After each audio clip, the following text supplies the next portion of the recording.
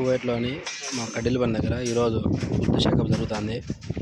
Urdu checkup చూడండి, అన్ని కింద బాక్సులు ఏర్పడతాయి మనకు స్లాబ్.